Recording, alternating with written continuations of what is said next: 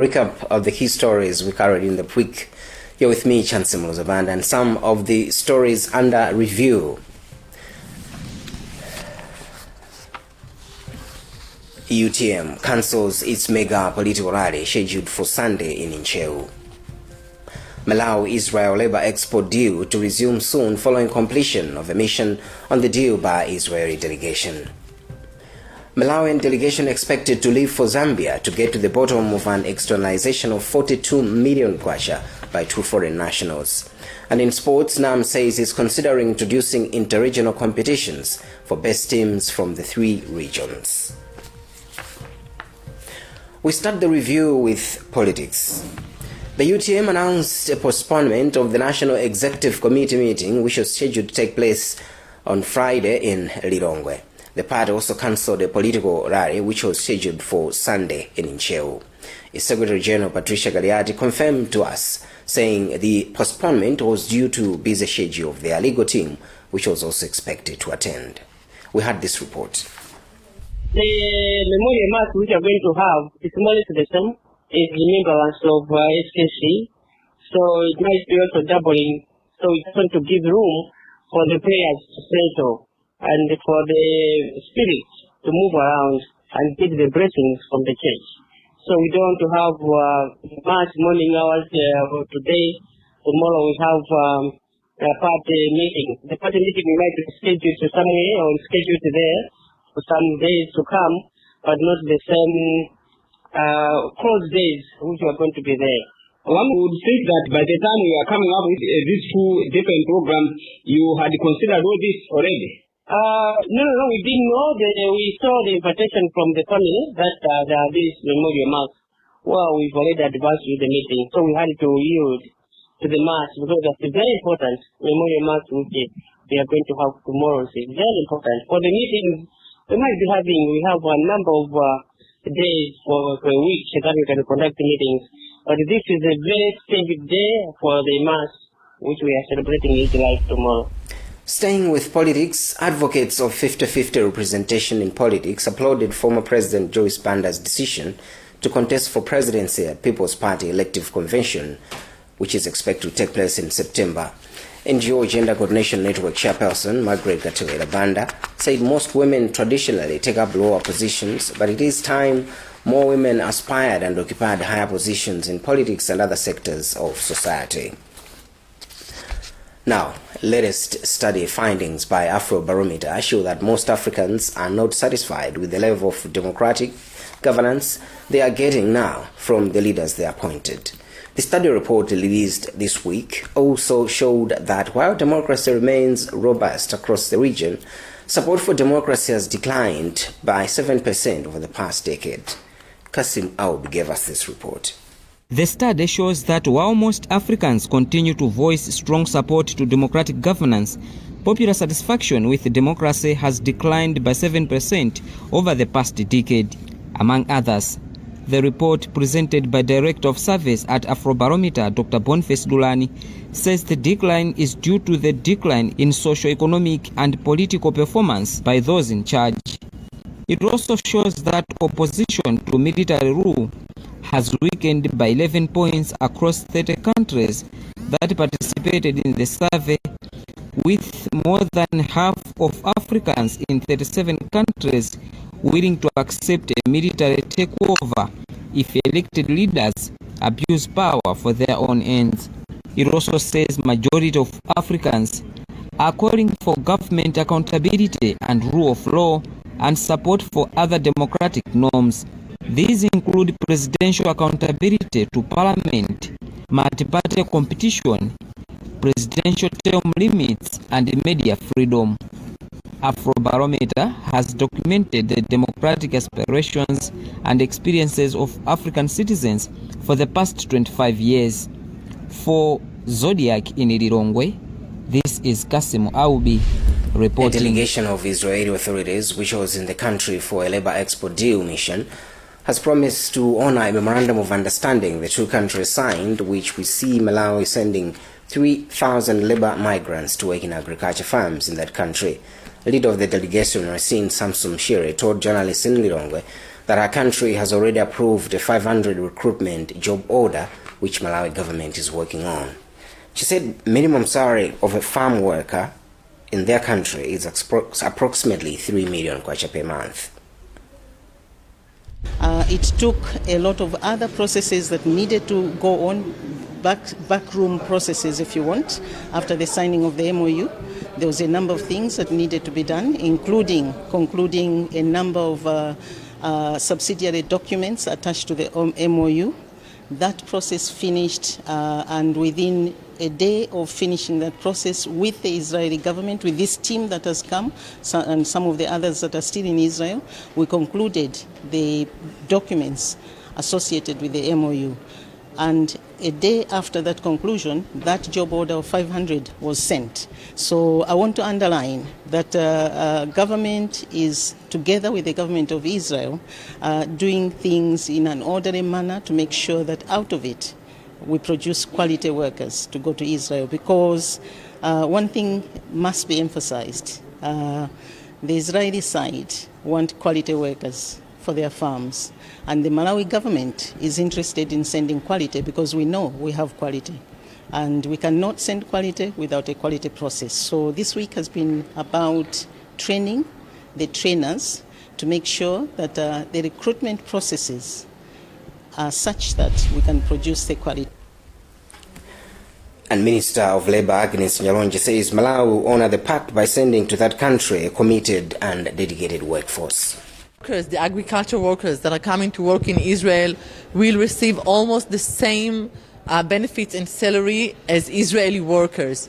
The average salary, not the average, the minimum salary in Israel is approximately $1,500 per month. This is the gross salary without extra hours, without all the social benefits that the workers will receive in Israel, such as holiday, sick, pension, compensation, and other benefits that Israeli citizen workers receive. We encourage the people to come to work in Israeli agriculture, to learn high methods of agriculture in Israel, and also to save money and to send money for the Malawi for the benefits of the both countries. The third round tobacco estimates have revealed that the country has produced 129 million kilograms, down from the estimated 140 million kilograms. This is 11 million kilograms less than what was earlier estimated. But Tobacco Commission spokesperson Forrest Gwenembe says the yield is 7% higher than the 120 million kilograms which the country realized in 2023. A third round of crop estimates survey gives us more accurate picture of the reality on the ground. Now, the third round, which we conducted in June this year, has revealed that the country has 129 million kilograms of tobacco.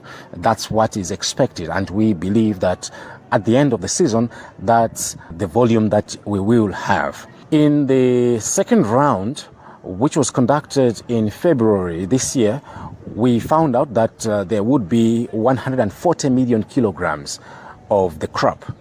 Now, there is a difference of about 11 million kilograms, and we attribute this difference to rampant illegal cross-border trade. There are some people that have been taking our tobacco out of the country. The second reason is that after the second round, there were some persistent dry spells which affected the crop in the field. And the third reason is that some farmers experienced some post-harvest losses. They had the crop, but then after harvesting, there were some losses that were registered. You're watching This Week in the News on Zodiac with me, Chance Mozabanda. We'll be back after this break.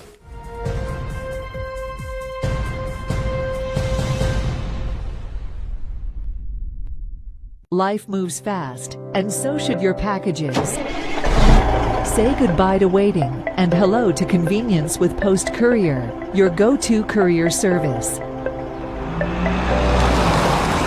When you choose Post Courier, you're choosing speed, reliability, and peace of mind. I can always count on Post Courier for quick and safe deliveries. They never let me down.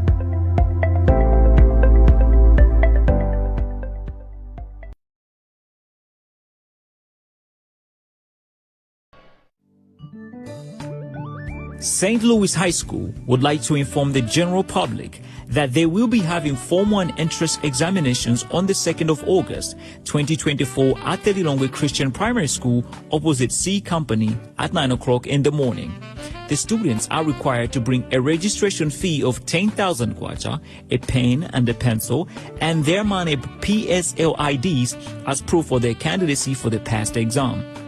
Places are available in Forms 1, 2, and 3 for the 2024-2025 academic year. For more information, contact the following numbers: 0997 675 722, 0884 544 678, or 0990 184 040. St. Louis High School. Experience excellence. It's 10 years of Inkosi Yamakosi Mberwa 5's reign. And for the first time in history, the king of the Zulu nation of South Africa is visiting Malawi. The Mzimba Heritage Association, Mziha, with direction from the Mberwa Chiefs Council, invites you all to a double celebration on the 3rd of August 2024, when the host of Umteto Cultural Festival, His Majesty Inkosi Yamakosi Mberwa 5, will also celebrate his 10 years on the throne. To grace the occasion and to visit Malawi for the first time, His Majesty Misuzulu Kazwelithini, King of the Zulu nation, accompanying the Zulu monarch, shall be the Amakosi, the royal family, senior government officials, and over 1,000 Amabutu.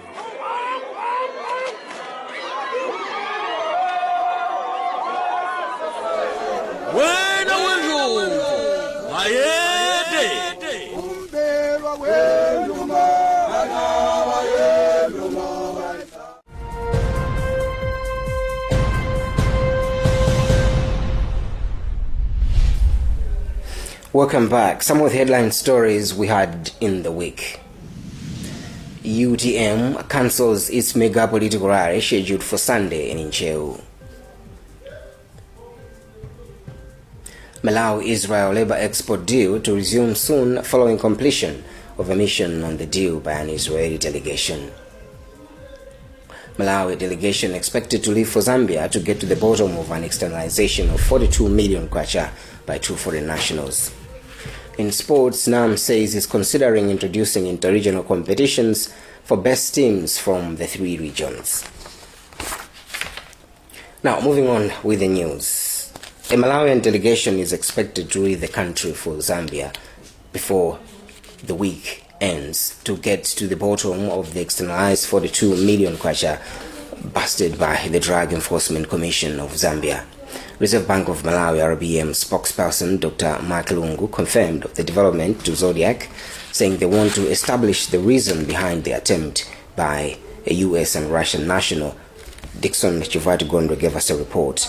The arrest of 2 foreign nationals by Drug Enforcement Commission in Zambia last Saturday, after finding them with the Malawi kwacha banknotes, has attracted mixed views from different stakeholders, mainly on how the cash was externalized. Reserve Bank of Malawi spokesperson Dr. Mark Lungu has told us that they are working closely with the Zambian Central Bank officials in their investigation processes. What we've been told by our counterparts in Zambia is that these 2 gentlemen were trying to externalize not only Malawi kwacha, they were also currencies from Lesotho and other countries, including US dollars. So they were trying to get these currencies to United States of America. So we really don't know what they were going to use this money for. Center for Social Accountability and Transparency Executive Director Wire Kambwandira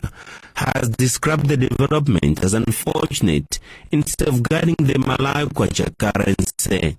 The development confirms that our systems remain weak, so much so that maybe as a country we are losing foreign currencies to this organized kind of scheme. For us, we look at it as a scheme involving a number of actors. So perhaps we are looking forward to a report by the RPM, but we are also not satisfied in terms of how those involved are being reprimanded. The Zambia Drug Enforcement Commission statement indicated that the two men were found with stacks of Malawi kwacha banknotes concealed in 8 wooden boxes. Dixon Chivwati Gondwe, Zodiac News, Lilongwe. Two former Attorney Generals, Kalike Nkapale and Dr. Chikosa Silungwe, this week offered to join the state in the thin plastics case and fight the fresh court injunction obtained by 11 companies. Ministry of Justice spokesperson Frank Namangale confirmed this to Zodiac, adding that the two will join on pro bono basis. The Association of Persons with Albinism in Malawi, APAM, has bemoaned delays in investigations on cases involving abduction and killings of people with albinism in the country. Its president, Yang Muhamba, said this is leading to a lapse in access to justice as there is a continuation of crimes towards people with albinism. The remarks came following a High Court judgment in Kasungu, where 5 people were sent to jail to serve sentences ranging from 40 years to life imprisonment for killing 3-year-old girl with albinism in 2022. Zuleka Nango filed this report. APAM President Yang Muhamba says even though the court has given out a stiffer punishment to the convicts, access to justice remains limited to people with albinism in the country. APAM argues that a lot of cases dating from 2013 are still under investigation and 27 outstanding cases are in court, which is worrisome on their part. We have really relaxed in sensitizing the general population in terms of the rights of persons with albinism. Although we have been having International Albinism Awareness Day, but we need to go into the specific communities and sensitize the people in terms of the rights of persons with albinism. So, yes, as far as we have concluded in this case, but still we need to look at more issues. We need to look at our laws and policies. The Office of the Registrar of Courts is yet to comment on the matter. Meanwhile, National Police spokesperson Peter Kalaya has empathized with APAM but says investigations have no timeline as some are complex and take time to be concluded. But the truth about investigations is that investigations do not have shortcuts. Some investigations are straightforward and some investigations are complex. In the case we are talking about in Kasungu, it only took us less than 3 weeks to arrest all the suspects and find the body of the victim, meaning that it was a bit easy to investigate. The late Talandira Chira, a 3-year-old girl with albinism, was killed in Kasungu in 2022. Zuleika Nanguo, Zodiac, Lilongwe. Netball Association of Malawi NAM says it is considering introducing inter-regional competitions involving best teams from the 3 regions to enhance the sport. NAM General Secretary Nkhani says that given sufficient resources, the Interregional Cup could commence early next year and has encouraged corporate companies to participate. Malawi's netball has lacked a national championship for over 7 years since the end of the Presidential Cup years back. And Ascent Academy's boys and girls football teams will compete at junior tournament, which will involve high-profile teams in Iceland and Ireland from next week. The Academy's head of coaches, Matthew Roy, told us the girls' team will use their competition to prepare for the CAF Club Women Championship next month, while the boys' team will play a series of strength testing matches with reputable clubs. Meanwhile, the Irish ambassador to Malawi, Seamus Ograde, said investing in sports for the young generation is vital in their growth. And that's about what we had time for in this edition of This Week in the News. Before we leave you, a recap of some of the top stories.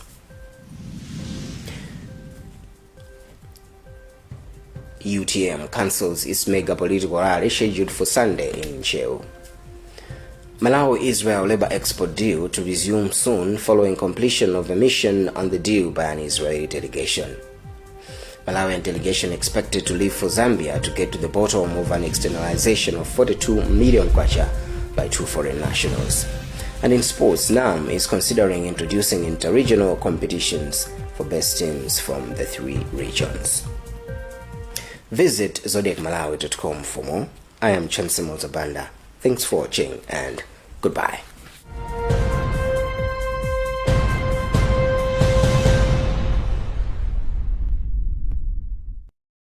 Nayi nkhata ya maluwa zikafikatu ngati pamenepa mphamvu zimatha, nzeru imasowa. Apa ndi pamene mukuyenera kukumana ndi Asena Tiring Contractors.